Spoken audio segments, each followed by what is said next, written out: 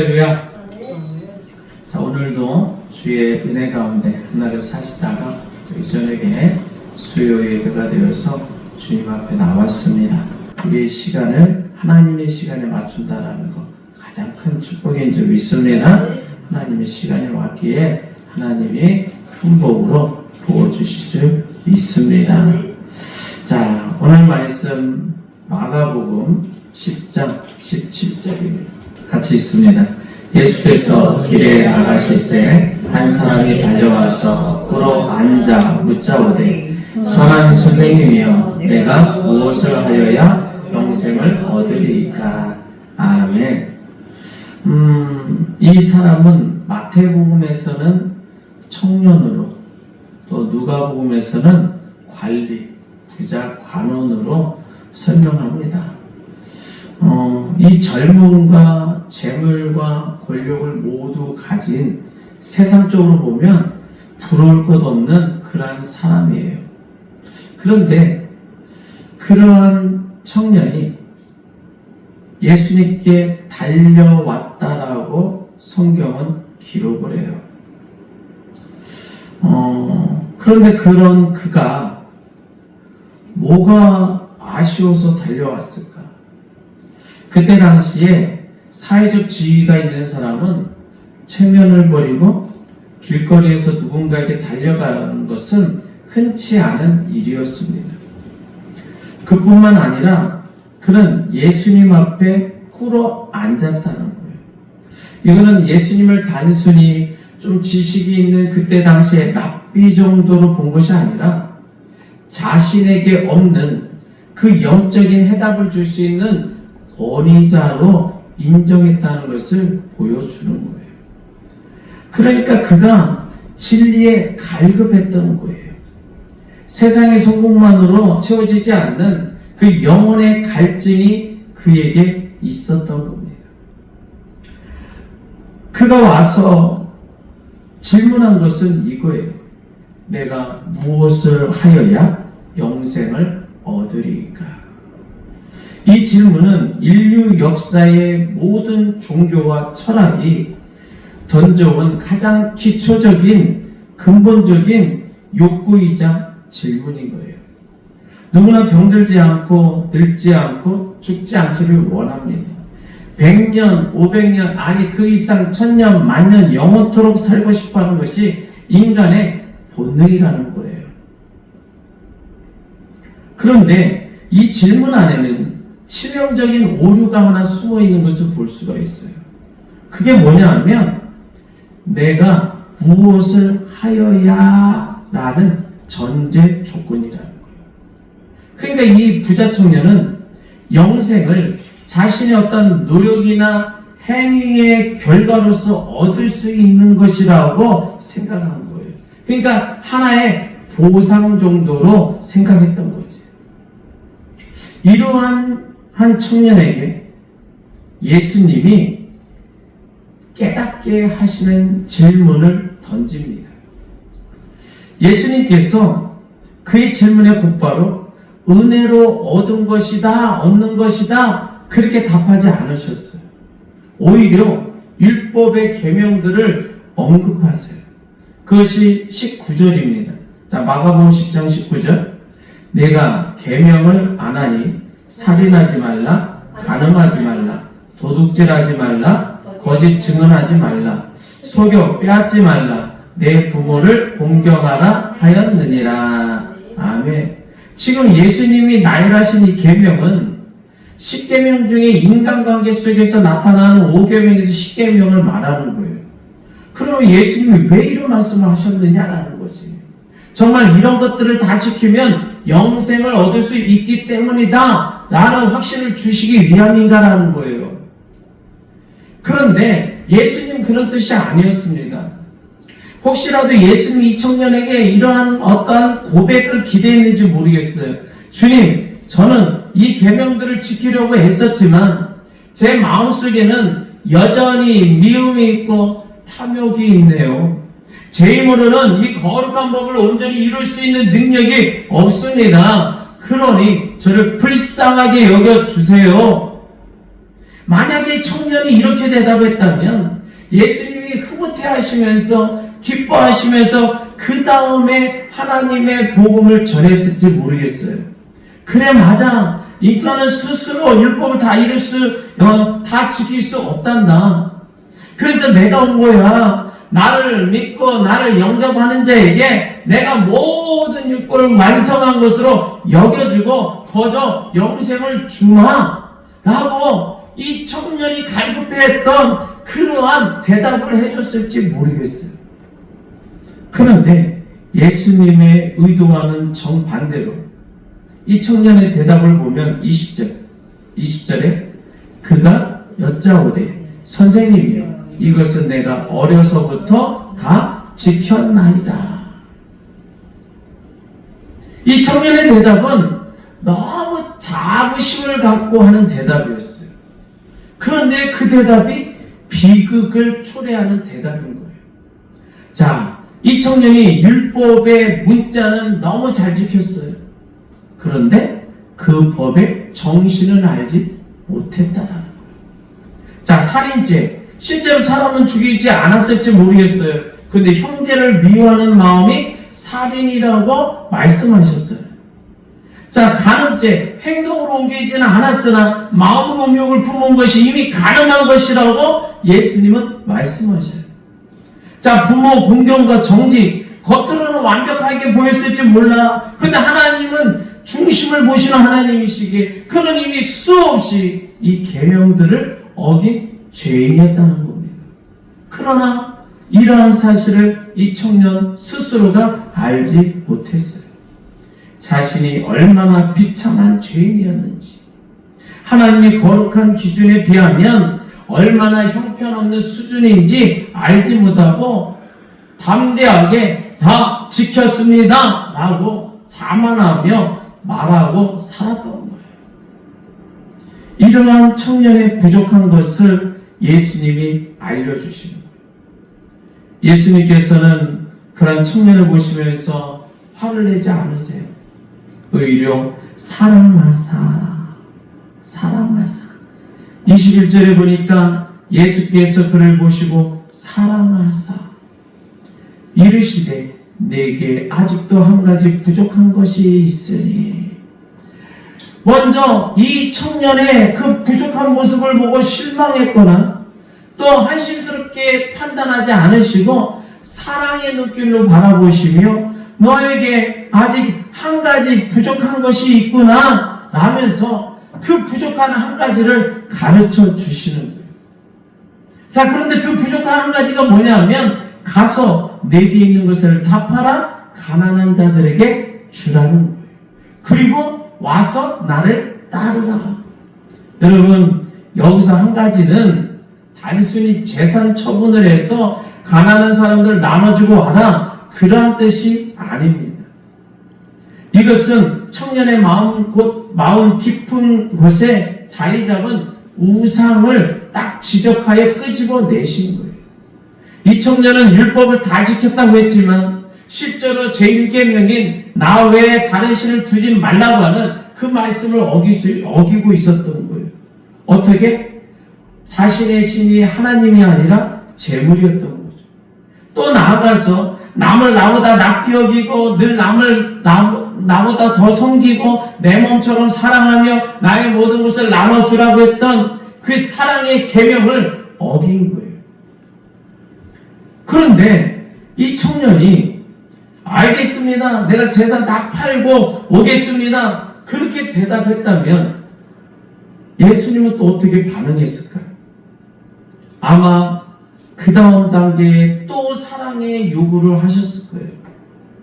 그럼 율법도 지켰어? 야, 훌륭하다. 또 내 말한 대로 가서 모든 재물 팔아 가난한 자 나눠줬어? 야, 할 수 있는 거 다 했네?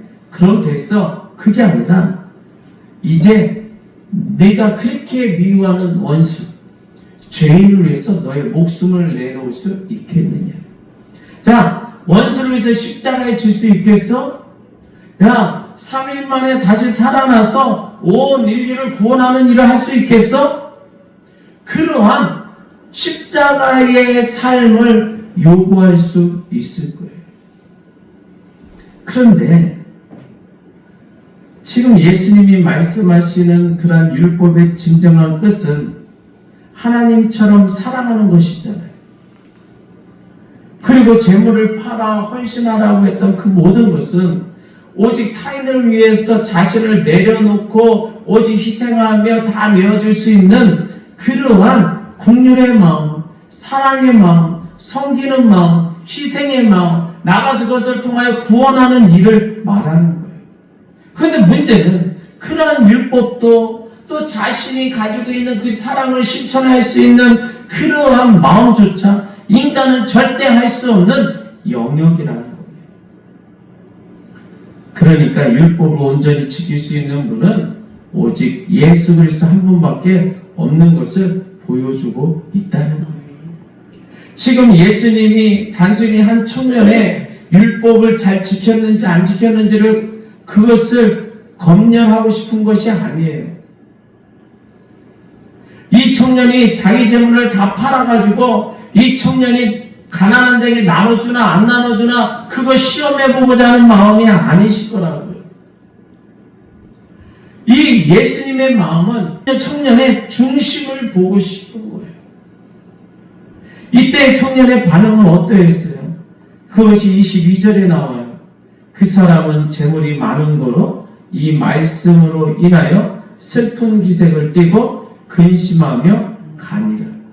성경은 그가 슬퍼하는 이유를 분명하게 기록을 하는데 재물이 많은 고로, 재물이 많은 고로예요. 일반적으로 재산이 많다는 것은 기쁨이고 자랑의 조건이잖아요. 이건 결코 슬픔의 조건이 아닌 거예요. 그런데 영적인 세계에서는 다르다는 거예요. 주님께서 너의 재산을 팔아 가난한 자들에게 주라고 명령했더니 단순히 구제 사업을 하라는 권유라고 생각했던 거예요. 그런 것이 아니거든. 그래서 이 청년의 영혼을 칭칭 동요매고 있는 그 우상의 실체를 드러내는 대수술의 과정이었던 거예요. 너를 붙잡고 있는 그 우상 끄집어내자. 다 분리시켜내자. 너를 장악하고 있는 그 우상, 재물 다 끄집어내야 너의 영혼이 살 수 있느니라. 예수님은 이 청년에게 단순한 재물, 단순한 물질이 아닌 그 정체성이었던 거고 그를 지탱하고 있던 생명줄을 간파하고 드러내고 계신 거예요. 그는 영생도 소유하고 싶었어요. 그와 동시에 땅 위의 풍요함도 결코 포기할 수 없었던 겁니다. 근데 하나님은, 우리 예수님은 분명히 말씀하세요. 하나님과 재물을 겸하여 섬길 수 없다는 거예요. 그는 영생의 가치를 알았기에 그냥 떠나기엔 슬펐던 거예요. 그러나 재물의 달콤함을 버릴 용기는 없었기에 근심에 가득하여 발걸음을 돌렸다는 거예요. 이것은 이 청년의 이야기만은 아니잖아요. 오늘날 이 세상을 살아가는, 이 세상에 얽매여 살고 있는 이 세상의 안락함과 그 세상의 명예에 빠져있는 그러한 삶과 예수를 믿고 예수님의 제자가 되어지고 하나님의 자녀가 되어지고 성도로서의 삶을 살아가야 되는 그 중간 사이에서 머뭇거리고 있는 우리의 슬픈 자화상과 같은 줄 믿습니다. 특히 이 청년의 가장 큰 비극이 뭐냐? 그는 끝까지 무엇을 해야만이 영생을 얻을 수 있다라는 그러한 생각의 틀에서 벗어나지 못했다라는 점이에요. 그는 지금까지 율법을 지키는 행위를 통해서 자기의가 차곡차곡 쌓여가고 있다고 생각하고 있었어요.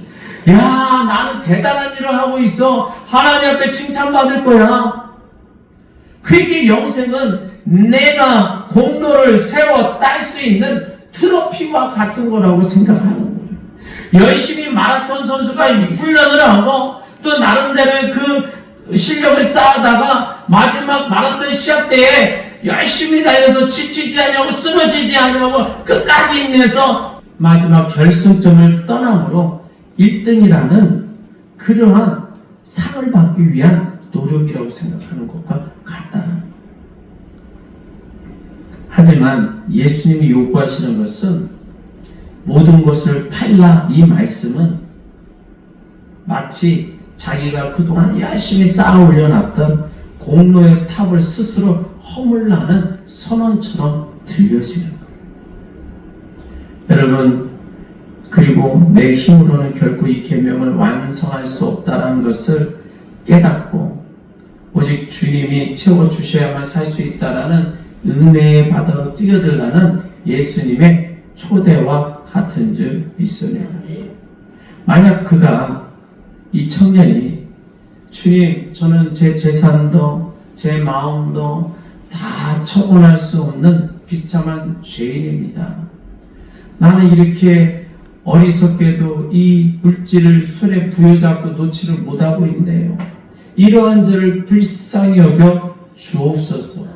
이렇게 오히려 외쳤다면 역사는 달라졌을 거예요. 예수님은 아시거든. 인간은 자기 손에 있는 걸 놓지 못하고 있구나라는 걸 알아요. 그 중심의 마음을 알아요. 그런데 이 청년은 내가 할 수 있다라는 그 행위의 감옥 속에 갇혀서 자신을 구해달라는 은혜의 자리로 끝내 나오지 못했다라는 거예요. 하나님, 저는 어리석어요. 저 좀 도와주세요. 저는 이렇게 어리석어요. 미련해요. 제가 이 감옥 속에 갇혀 있습니다. 세상 속에 갇혀 있습니다. 아버지, 세상의 명예 속에 갇혀 있고 물질 속에 갇혀 있고 세상의 성공 속에 갇혀 있어요. 이 감옥에서 나오게 해주세요. 저의 힘으로는 감당할 수 없사오니 주님, 주의 강하신 오른팔로 저를 붙들어 주시옵소서. 간절히 기도했다면 예수님은 응답해 주셨어요. 그래, 내가 너를 도와주마. 내가 너를 위하여 이 땅에 왔노라. 내가 너를 대신하여 십자가에 죽게 하여 왔노라. 너는 오직 나만 믿을지어다. 그러면 너에게 영생이 임하니라 말씀하시는 줄 믿습니다. 그런데 이 청년은 모든 것을 실패했어요. 자기를 내려놓는 걸 실패했어요. 자기 자신의 마음도 버리지를 못했어요. 다시 말해서 자기 부인에 실패했어요. 자기를 완전히 부인함에 실패한 거예요. 우리가 주님을 따르는 길은 나라는 우상을 깨트리는 길인 줄 믿습니다. 청년에게 우상은 물질이었어요. 그는 영생의 주님 되신 예수님을 바로 눈앞에 두고도 손에 쥐고 있는 썩어질 금덩어리를 놓지 못하여 생명의 주님을 놓치고 마른 거예요.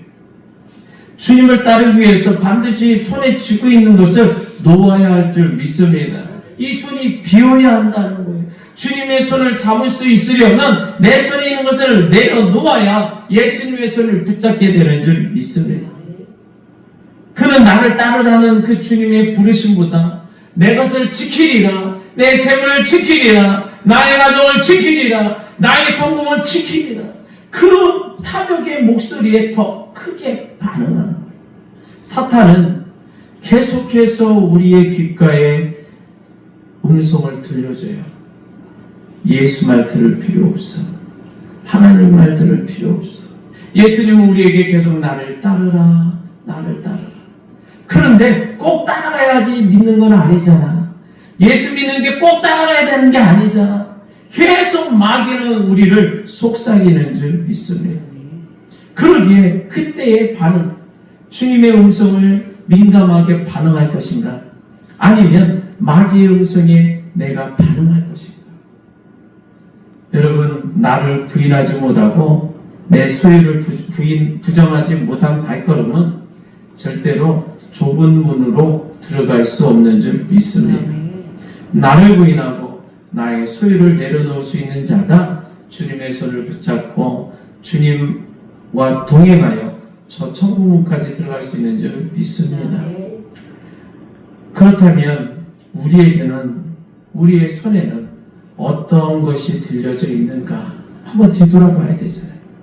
주님보다 더 사랑해서 놓지 못하고 있는 게 뭘까? 근심하며 주님과의 거리를 두고 있는 것이 뭘까? 이 거리를 좁혀지면 나에게 큰 어려움이 올 수 있는데 이 주님과 조금만 더 가까워지면 오히려 행복하고 기쁘고 즐겁고 놀라운 은총의 축복이 넘쳐날 텐데 그것을 믿지 못하고 예수님과 더 한 발짝 가까워지면 아니야 나 너무 부담스러워. 내가 희생해야 될 게 너무 많아. 내가 손해볼 게 너무 많아. 그러한 무언가가 있을 터인데 그게 뭐냐는 거예요. 이 청년은 슬픈 기색으로 돌아섰던 이 청년은 그 청년의 발걸음을 멈추고 오히려 예수님께 빈손으로 다 내려놓고 주님 앞에 두 팔 벌려 달려나가야 될 줄 믿습니다. 주님만이 나의 전부입니다라는 고백이 이 청년에게 있었다면 놀라운 큰 은총이 임했을 거예요. 저와 여러분들도 동일한 줄 믿습니다. 이 청년의 발걸음이 아니라 이 청년과 반대로 우리는 우리의 세상의 발걸음을 멈추고 우리의 손에 붙잡고 있는 것을 내려놓고 주님만이 나의 전부라고 고백할 수 있는 저와 여러분들 되시기를 바랍니다. 그러게 오늘 이 시간에 우리가 세 가지를 한번 고백해봤으면 좋겠어요. 오늘 우리는 이 청년의 모습을 통해서 우리 자신을 돌아봐야 될 줄 믿습니다. 우리는 주님 앞에 어떤 태도로 서 있는가? 나는 이만큼 봉사했고 나는 이만큼 헌금도 했고 나는 이런 계명들을 다 지켰습니다라고 자신 있게 청년처럼 말하고 있지는 않은가? 주님이 우리에게 진정을 원하시는 대답은 다 지켰습니다. 나 할 만큼 했어요. 그것이 아니라 우리의 항복 선언을 원하시는 줄 믿습니다. 그래서 오늘 이 밤에 우리가 주님께 드려야 될 합격점에 대한 대답은 이런 대답이어야 될 것 같아요. 한번 따라서 합니다. 나는 미련하여 나를 알지 못합니다. 다시 한번 나는 미련하여 나를 알지 못합니다. 여러분 우리 자신이 대단한 줄 착각하며 산다는 거예요. 하지만 우리는 내일 일도 알지 못하고 내 마음 하나 내 마음대로 하지 못하는 미련한 존재라는 거예요. 내 영적 실체가 얼마나 파산 상태인지 우리는 주님 앞에 솔직해져야 한다는 거예요. 예수님, 나의 영적 실력이 하찮습니다. 너무나도 부족합니다. 저에게 믿음의 은혜를 부어 주옵소서. 하나님의 마음을 품게 하여 주옵소서. 우리는 주님 앞에 솔직하게 엎드려야 된다. 두 번째는 한번 또 따라서 합니다. 나는 부족하여 계명을 지키지 못합니다. 나는 부족하여 계명을 지키지 못합니다. 여러분 이게 솔직한 고백이라는 거예요. 하나님의 법은 너무 거룩해요.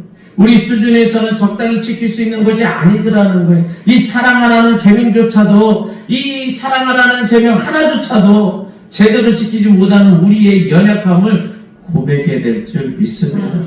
율법의 성취는 오직 예수님만이 하실 수 있음을 고백하는 것과 같은 줄 믿습니다. 세 번째는 따라서 합니다. 나는 불쌍하여 예수님이 안아주셔야 합니다. 나는 불쌍하여 예수님이 안아주셔야 합니다. 여러분 우리는 스스로 힘으로 영생을 이룰 수 없는 거예요. 예수님의 은혜의 밧줄이 우리를 완전히 붙잡아 줘야 될 줄 믿습니다. 그리고 예수님이 없고서라도 저 천국까지 인도해 주셔야 될 줄 믿습니다. 그렇게 주님 저를 불쌍히 여겨주셨어. 주님이 저를 안아주시고 업어주시고 또 은혜의 밧줄을 꽁꽁 묶어서 쓰러지지 아니하고 넘어지지 아니하도록 주여 이 땅에서 믿음으로 견고히 서게 하여 주시옵소서. 우리는 간절히 기도해야 돼요. 그리고 오늘 우리는 청년처럼 근심하며 돌아가는 자가 돼서는 안 될 줄 믿습니다. 오히려 우리의 빈손을 주님께 보여드리며 예수님 저 아무것도 없어요. 저의 손을 붙잡아 주옵소서. 주의 은혜만이 필요한 줄 믿습니다. 이렇게 외칠 때 우리 주님이 우리를 향하여 참으로 훌륭하다, 참으로 겸손하다 칭찬하시면서 영생의 복과 치유의 감선을 비춰주실 줄 믿습니다. 이제 가슴에 우리가 손을 얹고 스스로 우리가 고백하며 따라가야 될 줄 믿습니다. 여러분 한번 같이 한번 따라하세요. 가슴에 손 얹고 한번 따라서 합니다. 나는 미련하여 나를 알지 못합니다. 나는 부족하여 계명을 지키지 못합니다. 나는 불쌍하여 예수님이 안아주셔야 합니다. 아멘입니까? 이 고백을 가슴에 새기고 우리 예수 그리스도의 은혜 안에서 참된 평안과 영생을 누리는 우리 복된 우리 물된 동산교회 성도들이 되기를 바랍니다.